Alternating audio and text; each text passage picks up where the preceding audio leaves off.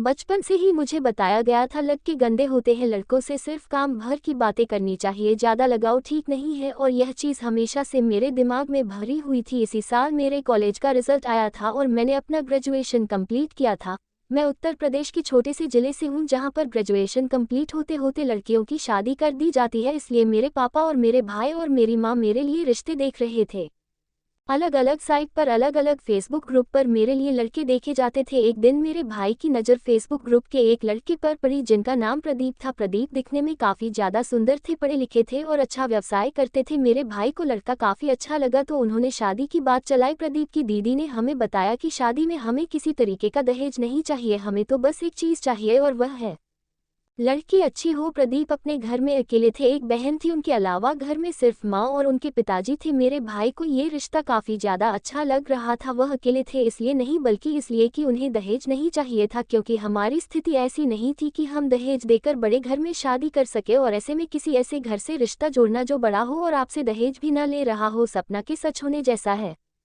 प्रदीप ने अपनी बहन से बोला कि शादी से पहले मैं लड़की से बात करना चाहता हूं। प्रदीप की बहन ने यह बात मेरे भाई के सामने रखी। मेरे भाई ने बोला ठीक है, हमें कोई आपत्ति नहीं है, मेरी बहन समझदार है, वह बात कर लेगी। पर सच तो ये था कि मैं आज तक जिंदगी में कभी किसी लड़के से बात नहीं की थी। किसी लड़के से बात करना मेरे लिए एक अलग अनुभव था। मुझे नहीं पता था लड़कों से कैसे बात की जाती है।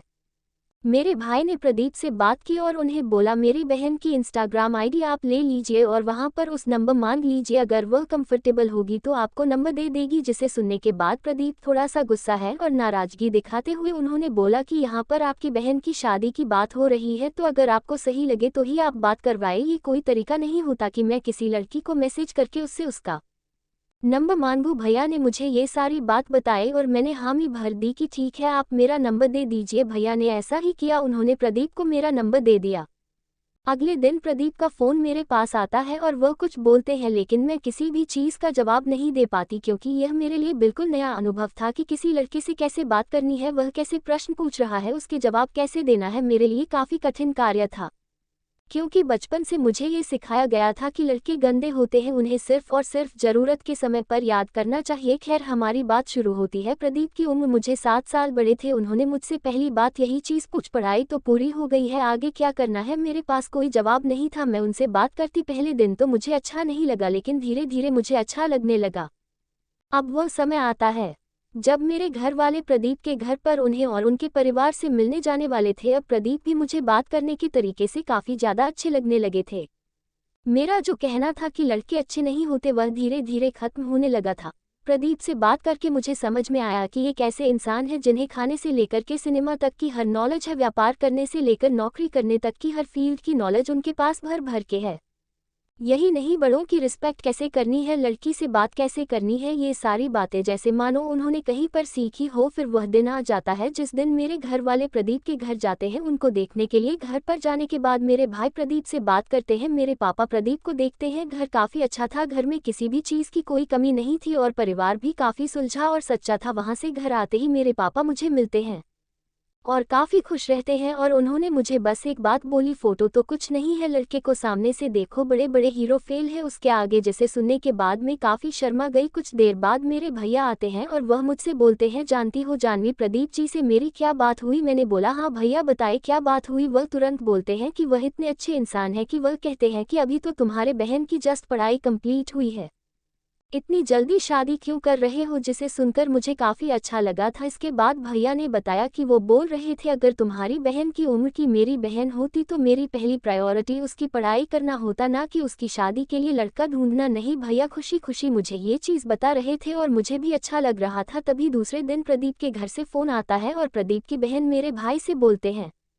हम लोगों को आपके यहाँ आने में थोड़ा वक्त लगेगा, अगर आपको ठीक लगे तो आप और भी जगह पर लग के देख सकते हैं। मेरा भाई का मन उदास हो गया, उसने यह बात मेरे पापा को बताई। पापा ने भी कुछ नहीं कहा। मुझे भी काफ़ी धक्का लगा। मैंने सोचा कि प्रदीप को फ़ोन करके उनसे बात की जाए कि आखिर क्या बात है, पर मैंने अपने आप को रोक लिया। लेकिन दिन रात मेरे दिमाग में यह बात चलती रहती, आखिर ऐसा क्या हो गया। फिलहाल एक हफ्ते बाद मैं प्रदीप को कॉल किया और उनसे पूछा कि आपके घर वालों ने मना क्यों कर दिया, जिस पर प्रदीप ने मुझसे कहा, जानवी तुमसे 20-25 दिन बात करके मुझे ऐसा लगा जैसे तुम्हें अभी सोशल चीज़ों को जानने की ज़्यादा ज़रूरत है, तुम्हारे लिए शादी से ज़्यादा ज़रूरी पढ़ाई कर रहा है और समाज को समझना है। अगर तुम एक बार इन चीज़ों को समझ लेती हो और अपनी पढ़ाई आगे रखती हो तो तुम्हें मुझसे कहीं ज़्यादा बेहतर लड़का मिलेगा। मैंने उन्हें बोला, पढ़ाई तो शादी के बाद भी हो सकती है, फिर यह बहाना क्यों? उन्होंने तुरंत जवाब दिया, हो सकता हूँ तुम मुझे गलत समझो, पर मेरी भी एक बहन है, वह भी आगे पढ़ाई करना चाहती थी पर उसकी शादी कर दी गई और हर बार एग्जाम में 1 या 2 नंबर से उसकी रैंक रुक जाती। वह कितनी भी कोशिश करती, ससुराल वालों के सामने उसे काम करना ही पड़ता था और एक समय ऐसा आया कि पढ़ाई उसकी पहले प्रायोरिटी नहीं बल्कि सास ससुर की सेवा और पति की देखभाल करना उसकी प्रायोरिटी बन गई। पढ़ाई करनी चाहिए और अपने करियर के बारे में सोचना चाहिए, लेकिन अगर तुम्हें लगता है कि मेरी बात गलत है और तुम इन चीज़ों को आगे जाकर मैनेज कर सकती हो तो हम कुछ दिन बाद तुम्हारे घर तुम्हें देखने आ जाएंगे। प्रदीप की बात सुनकर के मैं सच में सोच में पड़ गई कि मुझे क्या करना चाहिए और मैं अलग अलग जगह पर इसके बारे में ढूंढना शुरू किया, अपने दोस्तों से बात करना शुरू किया जिनकी शादियां हो चुकी थी, पर अब मुझे धीरे धीरे पता चलने लगा था कि प्रदीप की एक एक बात सही थी। कुछ समय बीतने के बाद मैं एमसीए में एडमिशन लिया और अपने आगे की पढ़ाई करने के लिए कॉलेज जाने लगी, क्योंकि कॉलेज काफ़ी बड़ा था और यहाँ पर अलग अलग तरीके के लोग रहते थे, जिससे मुझे सोशल चीज़ों के बारे में जानकारी हुई।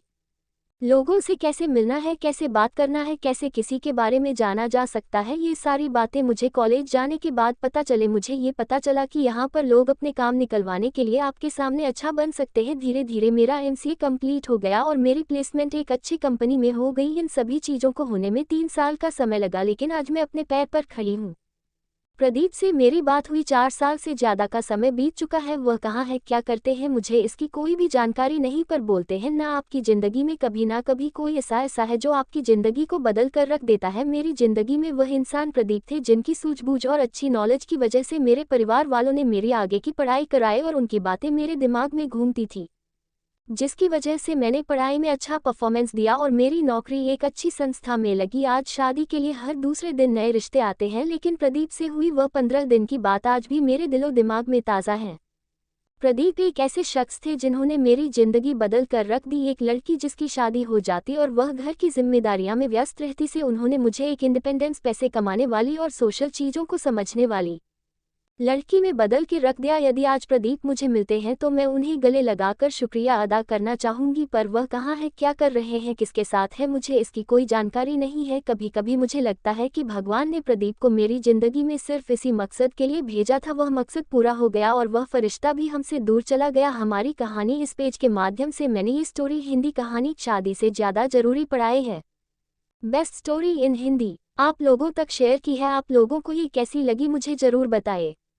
Thanks for watching. Please like and subscribe the channel for more watching.